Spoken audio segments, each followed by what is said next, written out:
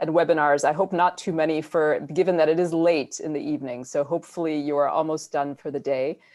So welcome everyone. Let's get started. My name is Maaza Siyum. Thank you for joining us on this week's special edition of the COVID-19 Conversations webinar for the Global Day of Action for a People's Vaccine. So as those of you who are regulars know, these sessions have been held almost every week since July 2020.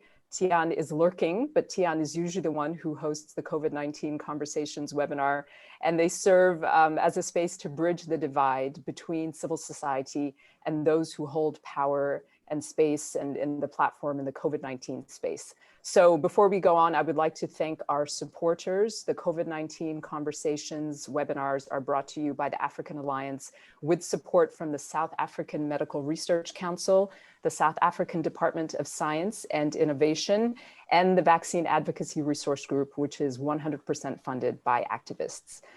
So a bit of housekeeping. This session is scheduled, as we said, to last 1 hour, and we're really going to do our best to stick to that. The chat box is already open, so please, if you already have burning questions, feel free to type them in.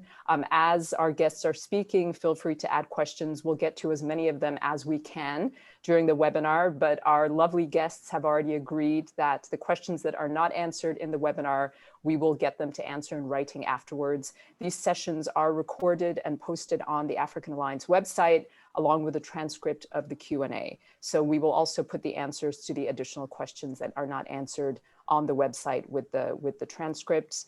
And today's session is held in support, in addition to the other supporters I mentioned earlier, in collaboration with the People's Vaccine Alliance and a group of Kenyan comrades, the People's Vaccine Kenya, inspired by the People's Vaccine Alliance. And during the course of this session, I'm hoping we will have time. As I mentioned briefly earlier, we would really like to give the People's Vaccine Kenya the opportunity to talk a little bit about the grassroots work they are doing in Kenya. But without any further postponement, let me introduce our wonderful and generous guests who are joining us at the end of a busy day for them. Dr. Mohga Kamal Yanni is an Egyptian based in the UK. She's a senior health advisor with 40 years of experience in health policy and programming, advising agencies and governments all over the world. Dr. Kamal Yanni has in-depth experience and knowledge of policy and advocacy on access to medicines and healthcare. She's currently the senior health policy advisor to the People's Vaccine Alliance. Mohga, thank you so much for joining us on what I know is a really busy day for you. Okay, I'm glad to be here. Thank you for inviting me. So basically what I'm going to do is Mohga, sorry, I was just going to say, before you go on, let me just introduce Lois, and I'm just going to set the scene a little bit. Yeah, forgive me. Yes, okay. No, that's fine, yeah. Okay, thank you. We also have from Southern Africa, a Zimbabwean in South Africa, Lois Chingandu, who is Director of Evidence and Influence at Frontline AIDS. Ms. Chingandu has more than 20 years of hands-on experience on HIV, sexual and reproductive health and rights, gender activism, and civil society engagement. Lois has a long-standing commitment to ensuring the rights of marginalized people, key populations, women and girls who form, as we know, the cornerstone of an effective HIV response, and in this case, a response to COVID-19 as well. Lois, thank you so much for joining us. Okay, so we're going to give each of our wonderful speakers about 10 minutes to highlight for us the importance of this global day of action and let us know what they think the next steps are to ensure that Africa gets access to COVID-19 vaccines. Many of our participants on these webinars, Mohga and Lois, just for your information, are civil society representatives. And I know that a good number of them will want some clarification on the issues. And as I mentioned, Mohga, some of that alphabet soup of the different things, that the words and the terms that are being thrown around. But I imagine that many of them are also seeking guidance on what concrete steps they can take and how they can apply lessons learned from the HIV pandemic and the fight for treatment, which we remember so well, many of us. So it will be really, what you both see as the way forward in terms of what civil society can do. But before we get to that, I just wanted to ground people on where we are with the pandemic. And the reason, those of you who have registered know that the reason we're here today is that it's a global day of action for a COVID-19 vaccine. And why March 11th? It's because it's exactly a year since the WHO declared COVID-19 as a pandemic. So since March 11th last year, all of our lives have been fundamentally changed in some way. According to the WHO, as of yesterday, there have been over 117 million confirmed cases of COVID-19, including more than 2,600,000 deaths. On the positive side, the collaboration on and investment in research has been astounding, and we already have 6 vaccines fully approved for use in the world and 6 more in limited use around the world. Of course, that positive news is bittersweet because the rollout of the vaccines, which started in December, paints a very sad and actually quite pathetic picture. So far, more than 300 million doses of vaccines have been administered, but almost all of them, 75% of them, have been administered in just 10 countries. So let me just repeat that because it's so ridiculous that 75% of the vaccines administered since December have been given in just 10 countries. And more than 100 countries have not received even 1 dose of a vaccine. So if the rollout continues at this rate, some poorer countries, including many of ours in Africa, will not have access to vaccines for their general populations until mid-2023. And this is obviously a situation that we will not accept, and that is why we are here calling the world to action. So, Mohga, now to start with you, we are really counting on you to break down some of the different terminologies, the alphabet soup of the CTAP and the COVAX and the TRIPS, and to let us know, how did we get to this point? What are the mechanisms that are in place? What are the blockages to the system? And what do you think the People's Vaccine Alliance and all of the comrades around the world can do to push this forward? So you'll have 10 minutes. I'll wave at you at about 9 minutes, but don't worry, you'll have more time to add later on in the session. Okay, so I don't have slides, but we have the tradition of telling stories, as you know. So I'll tell you 2 stories. So the first story is the story of any vaccine or any medicine. So basically, research happens in universities, normally funded by public funding. Then at some stage, it goes to a drug company. And at some stage, it has what is called a patent or intellectual property rights. Intellectual property right is more than a patent. It's a patent. You can put a tie on the information in the data. You do a clinical trial, and the information about this clinical trial, you tie it with what you call trade secrets or data exclusivity, the term for it. So you put that and you carry on and you produce a product. Okay, not all products reach the end and reach the market, reach the patients, because some just fall through and they don't work, so you dump it. That's fair enough. When companies say that, we know that that's fair enough. So this is the issue of intellectual property. And in 19-something, there was negotiation before creation of the World Trade Organization. There was a negotiation on cutting the trade barriers to enhance global trade. And countries, all the countries were talking. So they debated creating these rules on intellectual property. Before that, you can, as a country, put any patent or any rules that you like. And that's why India developed its industry, because they put their own rules. After that particular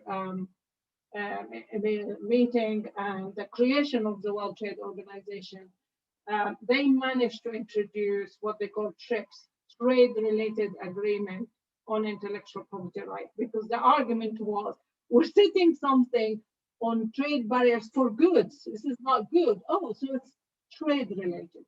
Anyway, so here's the story of TRIPS, which controlled how long the patent is, what you can, but developing countries fought against that a lot. So they have some flexibility, like breaking the patent in certain situations. This is just like headlines of the story on trips. So as long as we have intellectual property on vaccines, nobody can make them, or on medicine, or on anything. Nobody can make them. That's just simple fact of life. What you would hear from industry is, oh, but it's not relevant to vaccines. Actually, it is. So that's trips. So now we have the other story, is the COVID story. And if you remember, when the story about vaccines started, the rich countries, of course, they have their money, or they have money rather, and they invested in, they actually poured money, literally poured money on research institutions and on companies.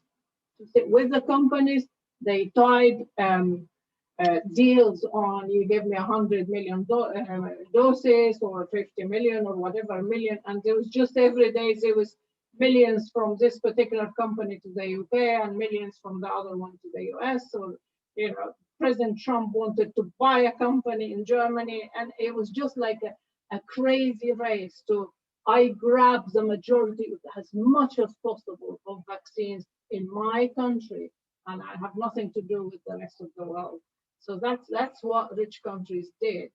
And because of the WHO screaming about, you know, we need vaccines for everybody, hey, the virus doesn't need visa, and, you know, it will come to you, whatever happens.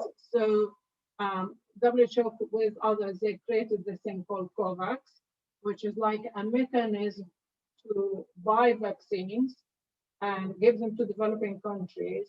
And they divided it. Some countries, like South Africa, pay for themselves, and some countries that are poorer, they get the vaccines free or very, very heavily subsidized.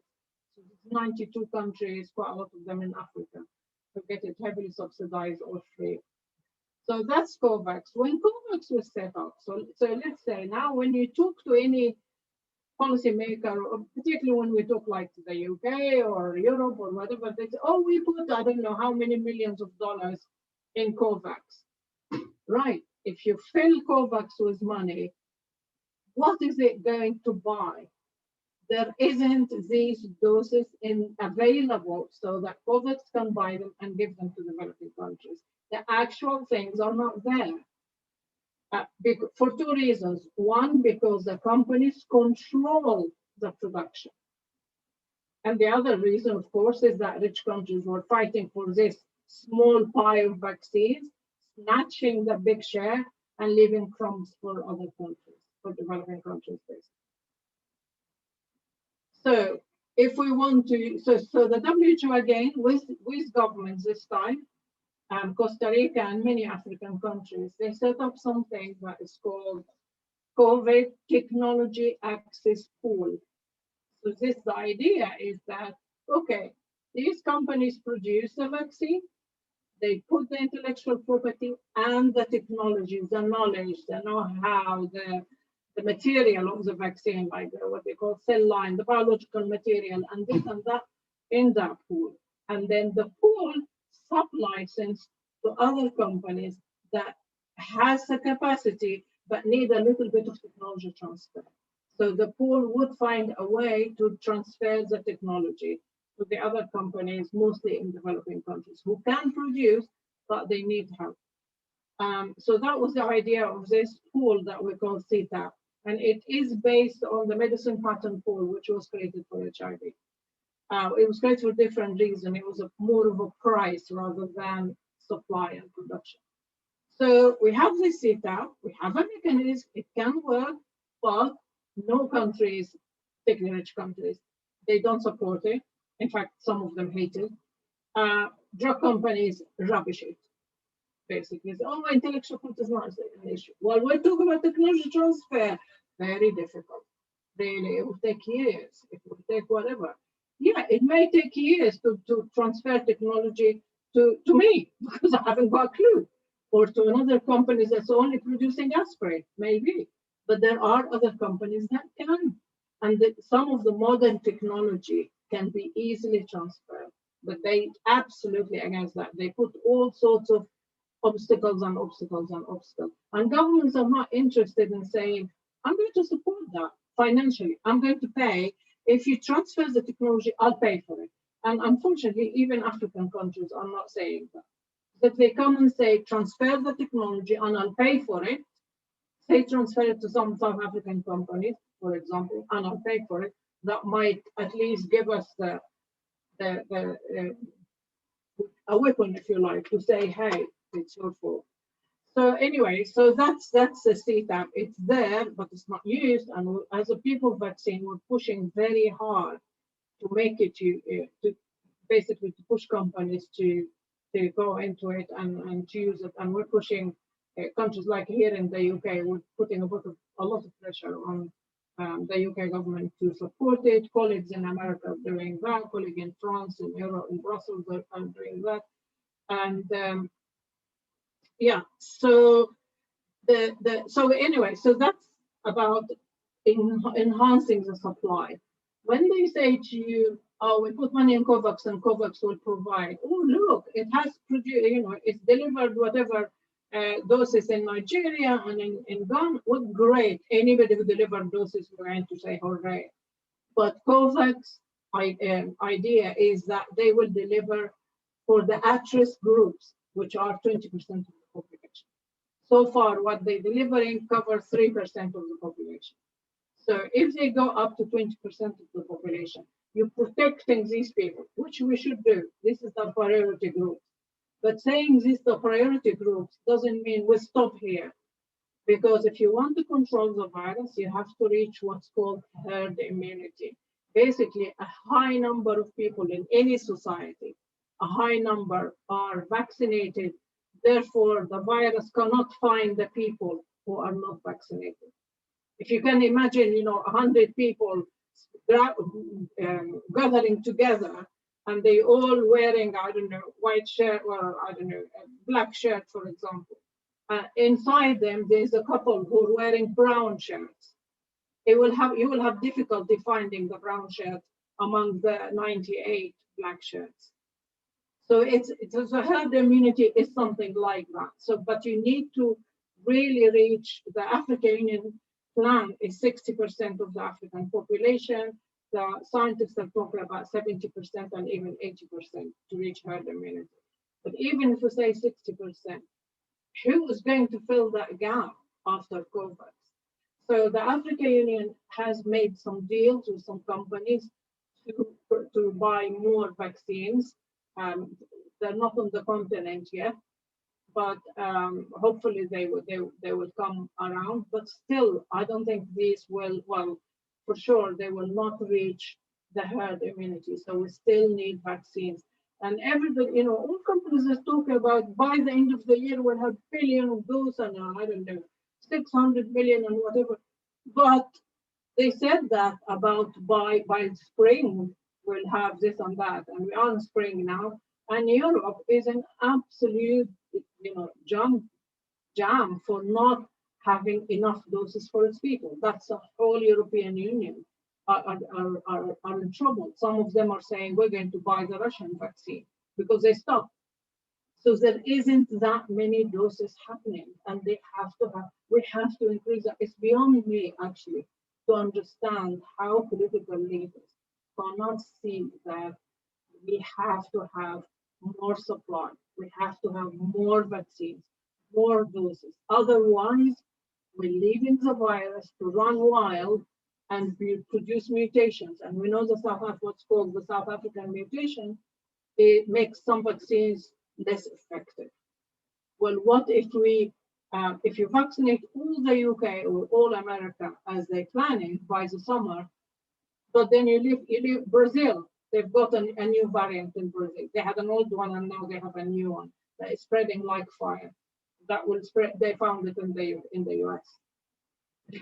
So it spread there despite all the lockdowns and this and the other.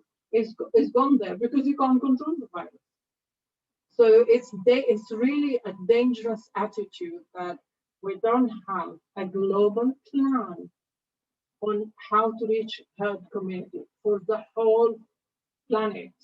for every country on the planet, working with every government. I mean, unfortunately, some governments, particularly in Africa, who say we're not going to vaccinate, we're not going to use the vaccine, or they're saying COVID is not a problem.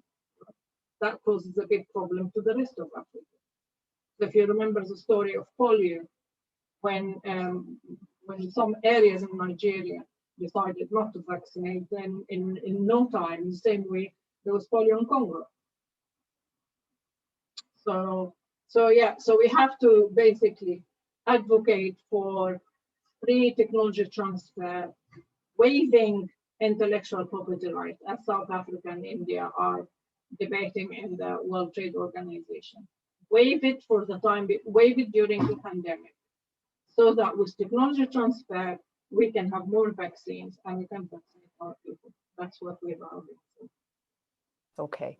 Thank you very much, Mohga, for grounding us and educating us on all these different acronyms and kind of highlighting from your perspective the way forward in terms of what we would need to focus on. So this waiving of the intellectual property rights and increasing manufacturing capacity is what I understood from you. So before we delve maybe a little bit more into that discussion, I will go to now Lois Chingandu from Frontline AIDS to tell us a little bit, one, if there's anything that Mohga has brought up that you would already like to respond to, but just your work at Frontline AIDS, where you see the impact that those of us who have worked on the HIV pandemic can put on this COVID-19 pandemic, the lessons learned from that fight for ARVs, for this fight now for COVID-19 vaccines. Thank you, Lois. And I will also give you a wave to let you know that you have about 1 minute remaining. Lois, I'm sorry, you're on mute. Please just unmute yourself.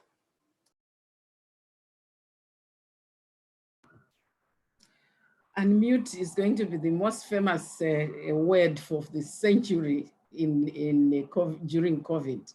Absolutely. Thank you very much, Maza. Thank you, Mohga, for that, for those really opening the remarks and really pointing to what the issues are. And as you said, you know, we tell it as a story, and that's also what I'm going to do this evening. I just want to start by saying, when COVID hit us everywhere in the world,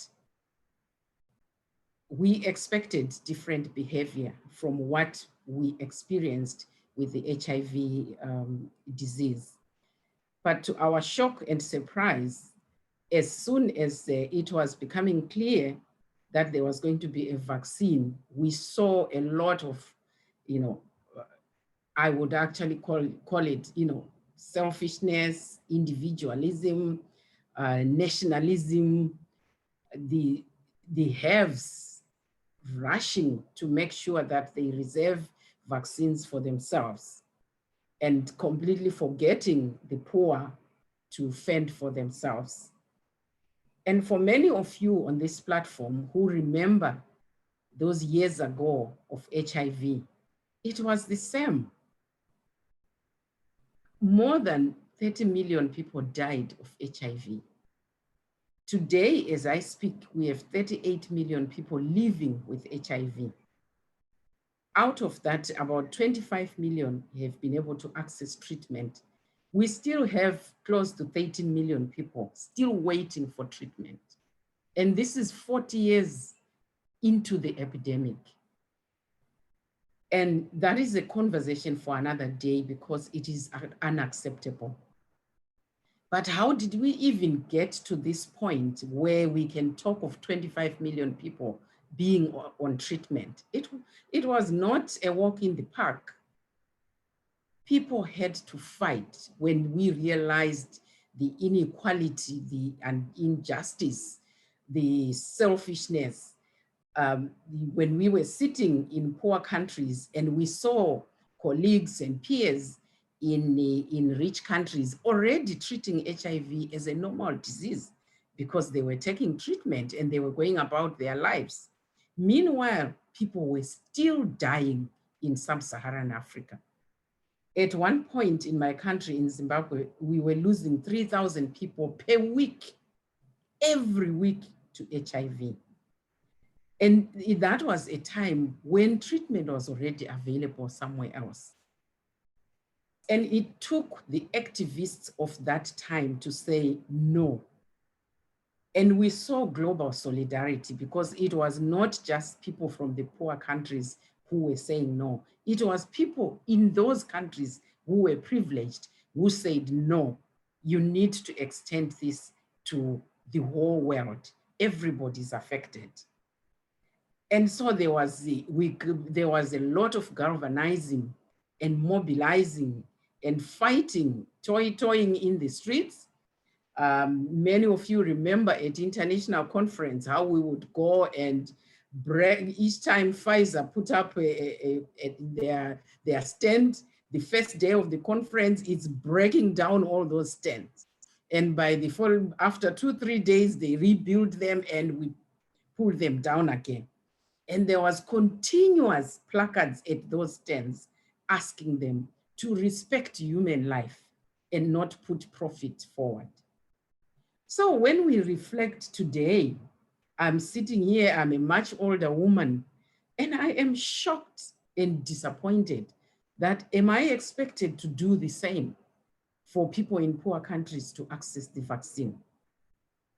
Keep in mind that 40 years down the line, we have no HIV vaccine. It took 120 days to get a COVID vaccine. Why? Many of you want to reflect on that. And people have even sarcastically said, oh, when it got to the big boys, then they moved, because HIV was considered a disease of the poor people. We are grateful that we have the vaccines, they are there. But we are beginning to see the same behavior. We know the vaccine is there, but they are out of reach of poor countries. And yet we fully understand as HIV activists that if we allow history to repeat itself, we will have let down the people that we represent. And we risk undoing everything that we have done for the last 40 years. All the investments we've put in HIV will be reversed.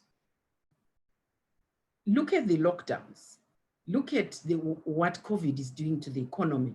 We know the connections between HIV and poverty. As we stand today, there's a projection that half a million people, 500,000 people are likely to go into deeper poverty than they were before COVID. And knowing what we know about the linkages between poverty and HIV, what does that mean for the HIV response? So we have a responsibility as HIV activists to join this fight. It is in our interest to end COVID. When we end COVID, we are actually contributing to ending HIV. When we end COVID, we will be able to refocus on HIV. In the last 12 months, close to $21 trillion was reprogrammed to respond to COVID. We can argue about whether was all that money going to go to HIV or not. That is not the point. The point is, if COVID continues, we need another 21 trillion to continue to respond to COVID. And yet we now know the game changer. The game changer is the vaccine. And if it is not made available to everyone, what are we doing? To me, where I sit, it's not rocket science. Even if the UK, the US, all these countries, even if they vaccinated everyone in those countries and allowed mutations to happen in Africa and all the other poor countries, we are so intertwined in this global village. There is no way an individual with a mutated virus will not enter any of those countries. We know it. And then what happens to all this investment in the current vaccine? when they now are confronted by a new virus. So I don't understand every day when I think about this, why this is so difficult to understand. We need to make sure that the vaccines are universally available to everyone in order for us to be able to protect everybody. As we say, you are not safe until I am safe. Because when you protect yourself, it's only a temporal measure before we have even a much bigger global problem to deal with. What we can learn from HIV is that activism works. What we can learn from HIV is that mobilization, that energy, that anger works. And that is what we are calling for today on this day of global action. Let us be angry again and not accept anything less than that. We are equal citizens and we deserve the same privileges in accessing the vaccine. Thank you. Thank you so much, Lois, for inspiring us and reminding us that there was one writer who once said that the rage is the fertilizer that makes my garden, the things in my garden grow. So if we are feeling rage, let us use it for positive work. So thank you very much for that. I have to say that I was terrified to hear you say that there's still 30 million people waiting for HIV treatment, even though so many people, 12 million. 13 million, yes, 13 million. 13, I heard 30 and I was terrified. So, but still, the fact that in many cases, HIV is seen as a chronic disease, people are getting their medication regularly, living well, but there's still 13 million waiting, makes me worry that we could still, years from now be saying that there are people who have not been able to access this COVID-19 vaccine. And in terms of the mutations, I mean, that's a critical point that both of you have raised. Not only will people who have the variants be traveling to other countries, but from what the epidemiologists and the immunologists tell us, that's what viruses do. They mutate. So it won't even necessarily take somebody traveling from Brazil to the US or something like that. It's just that viruses, when they are not controlled and when we have not reached herd immunity, will mutate. That's their profession. That's what, they're trying to survive as long as possible. So, for these first world countries, our hope is that they don't see it as charity. It's actually in all of their benefits, and it's in the world's interest to make sure that herd immunity is achieved. So I would like to, I know that there are questions about, how do we, as civil society representatives, do what we can. And as I said, we have a representative from People's Vaccine Kenya here, and they have been doing some work. So I'd like to give Suhail an opportunity. But before I do that, Mohga, there's one kind of high level question for you from Ngoni Chibukira, who says, how do we strike a balance on intellectual property rights between the rights holders and users, especially in a global crisis? So I guess this idea is, how do we strike a balance? Money has been invested, companies are trying to make money. And I know I've heard you say, Mohga, before, talk a little bit about all the public investment that has gone into the development of these vaccines. So maybe you can remind us of that and answer Ngoni's question. So for a start, these vaccines, the companies did not just pull them from like the wardrobe or something. These vaccines have been in the market. It wasn't, when people say, oh, it was quickly done. Actually, no. That is based on 20 years and 25 years of research that was funded by the public, by governments.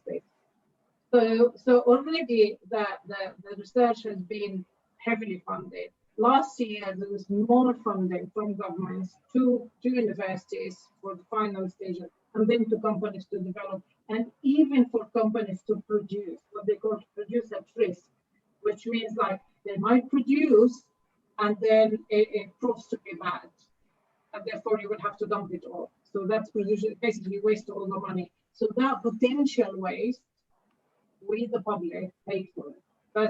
That's one thing. Public in developing countries actually paid through the clinical trials. You didn't pay, the people who were in clinical trials, they didn't pay cash to that, but they paid by being there and entering the trial. Otherwise, we wouldn't have had a vaccine. So that's what we say. It's part of a people's vaccine. So yes, the companies need. So even on top of all that, okay, companies need profit. Nobody said no to profit. It's no to maximizing profit at the expense of public health.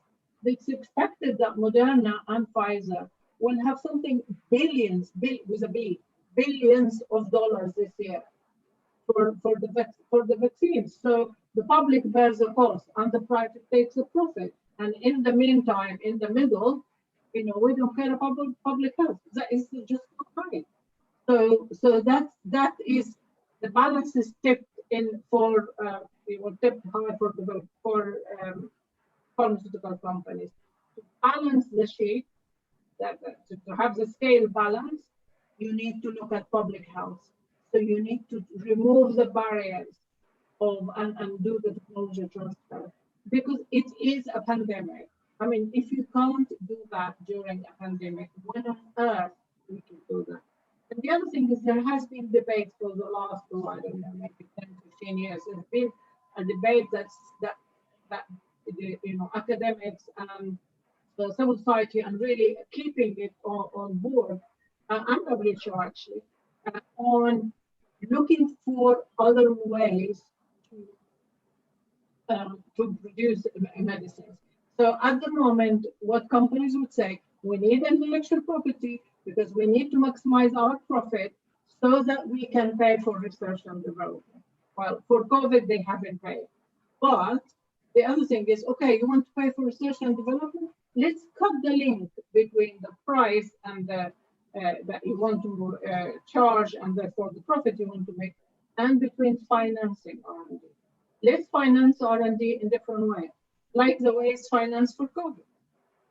And then once it's financed, and you get your cost of production and cost of anything you've done for this, and then anything above that is your profit. Does the profit has to hit the ceiling? This is the thing, that there's no ceiling for profit. Yeah, exactly. Okay, thank you, Mohga. We have a question here from Ken Salo, who thanks you both for the excellent presentations and asks for more detail of local campaigns. And I know that this is something, as I've said earlier, that many people who are here in the room with us will want to know what can they do at a local level. So Anna, if you could unmute Suhail Omar, please. As I mentioned, we are hosting this session in collaboration with the People's Vaccine, but also with a group of comrades in Kenya who have been inspired by the People's Vaccine, named themselves People Vaccine Kenya, and have already been doing some grassroots work. So that hopefully will give us an example of what can be done on the ground. Suhail, is your microphone on? Can you unmute yourself and maybe just tell us a little bit about your work? Hi, everyone. I hope you can hear me. Yes. So I am the campaign lead for People's Vaccine Kenya, and it's quite interesting how vaccine discourse has focused, or even during COVID, when COVID started and once people started speaking about the vaccine discourse was always limited exclusively to civil society organizations, into non-governmental organizations and non-governmental organizations. So in most times, the urban informal settlements who have been disproportionately affected by the pandemic were being left out of this conversation. So what we did is a group of us came together and started the People's Vaccine Kenya, where we took a different turn. Even as civil society, we took a different turn and said, let's give a voice to these people who have lived. And if they aren't given the vaccine, it means their life will never go back to normal, because at the moment we are seeing a lot of privatization. We're all seeing a lot of denial. Actually, we are seeing a lot of denial, let alone privatization of the vaccine. So in terms of grassroots accessibility, I think the most important thing to do now is to understand that many people in urban informal settlements have no voice. They do have a voice, but they've been intentionally silenced by the government. So it means you have to stand up and be the voice for these people. And something else I've realized, especially when in organizing for the vaccine, where there's people, there's power. And as Lois had said, where there's anger, there's power to change something. So it means we are tired of the facade of policy and change, especially, of policy making, especially from high level panels, high level organizations, all this between World Health Organization and AU. We want to be a bottom up approach. We want public opinion to curve how this takes place. Because now at the moment in Kenya, for example, which is we are really hanging on by a very precarious thread. We've just gotten into wave 3 of the pandemic. As of today, I think only 4,000 people have been vaccinated, and those are priority people out of the 1.2 vaccines we had gotten about 2 weeks ago. So you can realize that the government has no regard, and they are in continual contempt of the Kenyan population and the larger African population. I hope that answers your question.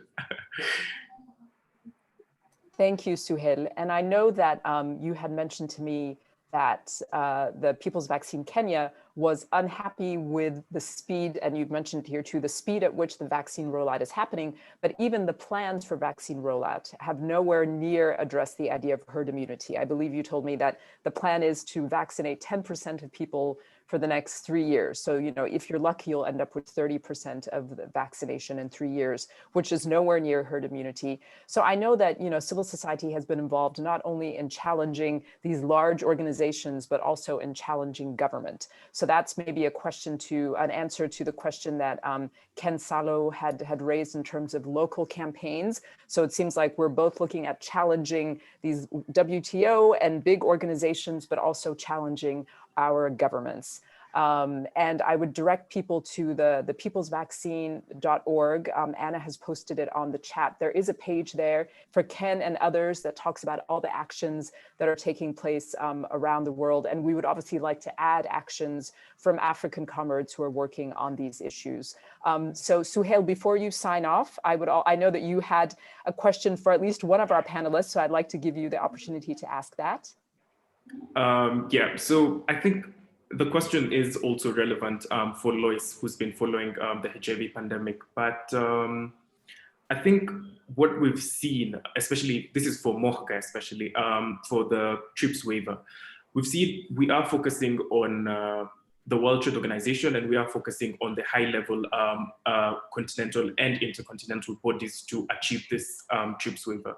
Is it possible for the pharmaceutical companies themselves to absolve this, the IP and patent rights of their goods by themselves? So for example, since AstraZeneca have offices in Kenya, they can say, for Kenyans and Kenyan scientists, you can use our know-how. This is how we made the vaccine, and this is the information we have thus far. Can the pharmaceutical company do that, or does it have to follow the basis of international law and national law in some instances? Yeah, and once we're done this, I can ask Lois her question. Shall I answer? Yes, yes. Okay, so companies, it is in their hands to make agreements with other companies to produce a vaccine. That's what AstraZeneca did. They realized that AstraZeneca is not a vaccine producing company for a start. So they had to rely on other companies, even in Europe and in the US. So they made agreements with Serum in India, which is the biggest vaccine producer in the world in terms of volume. They made agreements with Argentina and with 1 or 2 other countries, other companies. And the idea is that this is a bilateral deal. What goes in the bilateral commercial contract, basically?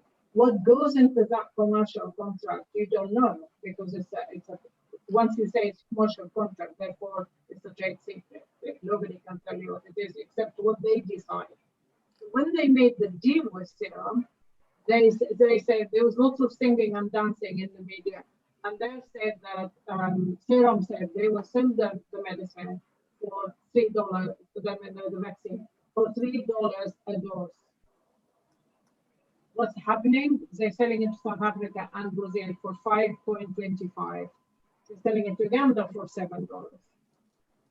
So, and you know, they can say we didn't make a commitment. It was only on a press release. There's no commitment because we don't know what they signed.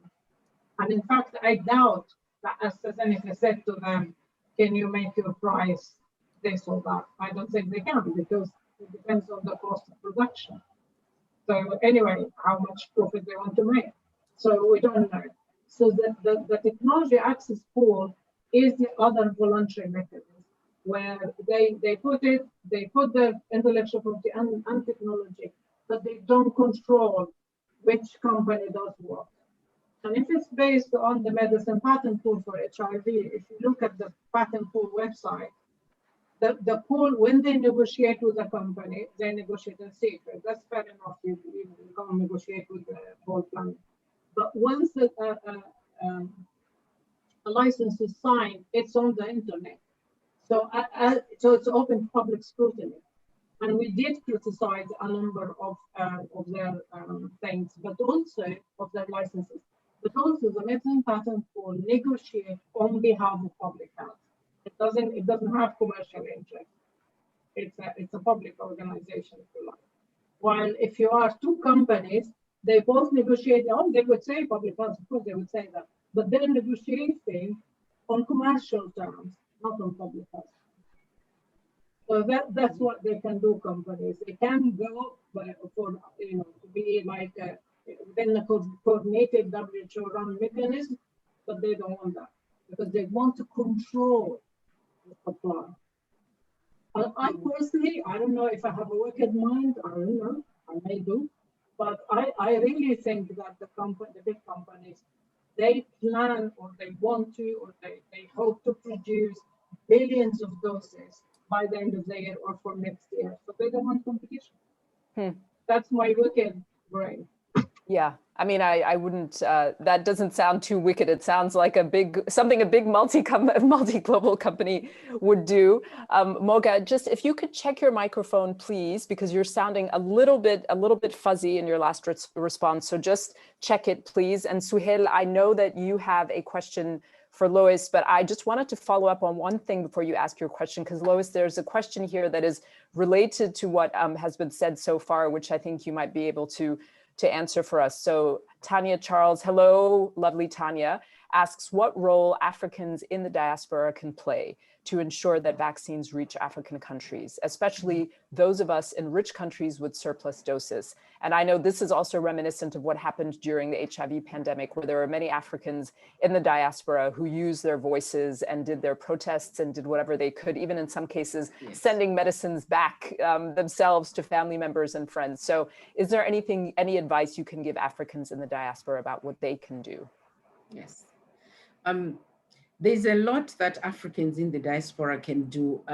Some weeks ago, when I wrote on my Facebook about this, a lot of Africans came back to me saying, why are you not pushing African governments? Those governments have a right to look after their own people. And for me, that demonstrated a lack of understanding of how the world should be functioning. And my point is, if you are in the diaspora and you're an African, you have so much leverage to do a lot. One of the things you can do, for example, I said this in response to the UK, when the UK said, we will send any leftovers to the countries that need vaccines. And I said, we should be upset about statements like that. It's not leftovers that we need. We need equal access, and people in the diaspora could easily have questioned that. The second thing is, most of these companies we are talking about, they are in the diaspora. We had a day of action where we all agreed to call the companies, call their reception and ask to speak to the CEO of Pfizer, of AstraZeneca, of the different companies. It was funny because in the end, the receptionist says, do you realize that there's an unusual high calls coming in asking for our CEO? That's all those are some of the things that we can do. And the CEOs are aware when they heard that there was this increase in calls, They knew that this was about mobilization. So we need things like that. We have requested people to leave messages at the Pfizer doors, at the gates, anyway, just to keep reminding them that we want a people's vaccine. So whatever little thing you can do goes a long way in activism. Anything, call your MP, ask them, what are you doing about the people's vaccine? That's all the movement that we need. Mm-hmm. For the people that are already in these countries where we need vaccines, people were asking, what should we do? Where do we go? You don't need to go anywhere. With HIV, many people started mobilization in your locality. Mobilize other activists and start checking. There are countries that have received they've already received vaccines from the COVAX mechanism. We need to check who is receiving that vaccine. Is it really going to the priority people? We have countries where doctors and nurses have still not received vaccines, and the vaccines are already going to the rich and famous in that country. So we need activists to monitor those things. We need activists to call out when they see corruption, when they see things that are not acceptable happening. So mobilize, just like we did with HIV. We didn't wait for anyone. I saw Tendai Westerhoff and many others on this call. You are experts at what I'm talking about. You don't need to go to any classroom for this. You know how to mobilize. That's what we now need to do. Just mobilize and start putting out messages and call for, demand to know where are the vaccines? Who is having them? What is the priority list? Is it being followed? You know, and keep connecting the communities to the global advocates that is already very advanced. If you reach out to the People's Vaccine platform, we have lots of already prepared resources that you just need to take, translate, and use. You don't need to develop new messages. There's a box that we have created, which if you go into, it has all the information and materials that you need. So please, I am requesting us to go back to the same spirit that we used when we were fighting for HIV treatment. Thank you, Lois, for calling us all to order and saying that we don't need to go to a classroom. We're already well-trained ourselves. And Crispin Chomba had asked a similar question about how do we galvanize CSOs to push these important entities. I think you've answered that question for us. And I really do encourage people to check the websites. They are in the chat. peoplesvaccine.org is the global People's Vaccine, which, as Lois mentions, has a whole bunch of messages and materials. And then Suhail has also shared the People's Vaccine in Kenya, and you'll be able to see some of the work they're doing there. Yes, Lois. Yes, I just want to add an important thing that is happening right now. Many countries have requested to use the TRIPS flexibilities, and they are meeting a lot of resistance. And yet TRIPS flexibilities, I think, as Mohga mentioned, was meant for emergencies and crises like the one we have with COVID. Why are we meeting resistance for countries to use TRIPS flexibilities? If you track that process, you will see that the dates that are set for meetings, some of you hear the people saying the next meeting is in May. And you're like, why? We need answers now. These countries need to be allowed to use TRIPS flexibilities. That is what helped us with HIV treatment. We ended up with countries declaring emergencies and therefore able to use TRIPS flexibilities. And we need HIV activists to help with this because you are already experienced on how we campaigned for the use of TRIPS flexibilities. Mm-hmm. Thank you, Lois. Okay, Suhail, I hope it's a quick question for Lois and we'll get her to answer, and then we will start going to our wrap up. I had written a composition, but I'll keep it very short. No, I'm joking. I was just about to ask a question about charity, but Lois, you've answered that. But also, in this regard of mutual aid, especially how geopolitics have distorted it and it doesn't make sense anymore. There's no unity, there's no transnational solidarity. A lot of African countries did take place in HIV efficacy trials for ARVs, and even now a lot of African countries did take part in the efficacy trials for the vaccine, especially AstraZeneca, I would say, and AstraZeneca, the Oxford one.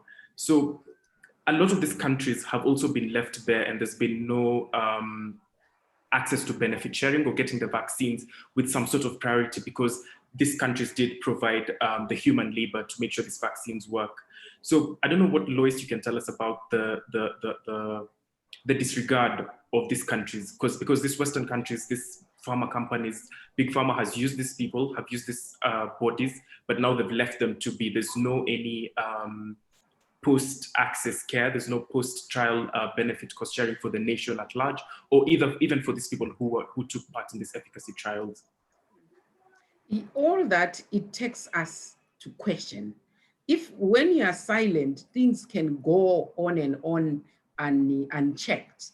We need to question these things. We need to write letters to the pharmaceutical companies. We at the global level, we are pushing it, towards those things. We have done letters to the CEOs of pharmaceutical companies. We're in the process of arranging to invite them to meet with survivors of COVID. So there's a lot of things that we can do. It's all about advocacy. Nobody's going to give you those things on a plate, unfortunately. And the fact that you participated in a trial and you were never promised that if we do get the vaccine, you will be prioritized. So unless you now demand for it, it's not going to be given to you. Mm-hmm, mm-hmm. Thank you, Lois. And thank you, Suhail, for that intervention. Mohga, I see you. Yes, please, Mohga, go ahead. But just quickly to say, anybody in clinical trials anywhere in the world, there's no guarantee that they get the medicine. In fact, so it's really up to the country when they negotiate. I mean, it's companies that negotiate. So like in South Africa, the clinical trial was South Africa. So in negotiating with AstraZeneca or with Johnson & Johnson, they did not negotiate, the company did not negotiate what happens after, not the company. The country did not negotiate what happens after. In fact, the people in the clinical trials, they already had them, some of them had the vaccines. The control didn't have the vaccine. And who is controlled and who had, that's what the company knows, like Johnson & Johnson or the others. No, not the people, not anybody. Blinded, shouldn't be how a good trial is. So there was no agreement, and that's what should happen. An agreement, not just on the people who were controlled and didn't have the vaccine, but an agreement of saying, we're going to give you the clinical trial, sites and everything and all that, in return of you providing X million doses for our people. And that's what didn't happen. It happened now that after some negotiation, now when it was a crisis, to be honest, and health workers were complaining in South Africa, now Johnson & Johnson is giving, I can't remember how many, in fact, I don't know how many doses to South Africa. It's as part of the trial. Mm-hmm. It's not a sale after the trial. It's kind of as part of the trial. So there's a learning lesson here for all countries. You invest in clinical trial sites because that's a good thing. And with that, you make the agreement. If your product succeeds, I want X number, and I want them free, or I want them at low rate, or whatever. So you have to have this negotiation, and they signed the agreement. Mm-hmm, mm-hmm. But so I guess countries didn't know that at the time, I guess. Well, and for HIV research, countries should have known that, because people have been doing that for HIV research. And so that's a good lesson learned for us. Thank you very much. Now, Tian Johnson is here, and I've managed to twist Tian's arm into, I know that Tian has one question, and I'm hoping that Tian will then do, Tian, can you hear us and can you see us? We would love to see your lovely face as well, if you don't mind. I know that Tian has a question, and will hopefully do a wrap up for us. But for my part, I just wanted to say, I know we're a little bit over, but we started a little bit late, but Lois and Mohga, I really just wanted to thank both of you for kind of inspiring us, explaining things to us, and reminding us that we have a voice and we have energy that we can still use, even if we are all a little bit older than we were during the fight for ARVs. Our knees are still strong, and we can still manage. So thank you from my end. Tian, I'm handing over to you. Thanks so much, Maza. Just a few quick comments from me. I know we've gone over time, but just to say, you know, we've got the admirable attempts of COVAX, which is on track to achieve a quarter of its targets. It's vastly underfunded. It's compromised by the hoarding of wealthier countries. It does not do work to increase global productive capacity of vaccines, but it remains an unelected, unaccountable body that many leaders are using as a deflection tool from them filling their obligations to their people in terms of equitable access. At the outset in South Africa, the refrain from leadership was there's COVAX, and that kind of took the pressure off from them. So COVAX does not represent, in our view, even distantly, what we want to see for equity. It is an interim measure that comes with its own challenges as it strong arms desperate countries to fall in line with their conditions or be left out. Our government officials have said to us on record, the COVAX agreement is essentially take it or leave it. So firms worldwide, including in South Africa, have said time and time again that they stand ready to manufacture if IP restrictions did not stand in their way. So we come back to saying that every leader, every citizen of the US, of the UK, of EU, of Japan, of Switzerland, of Canada, who are not raising their voices to their governments to end this apartheid, are complicit in keeping this pandemic alive and in keeping our graveyards full.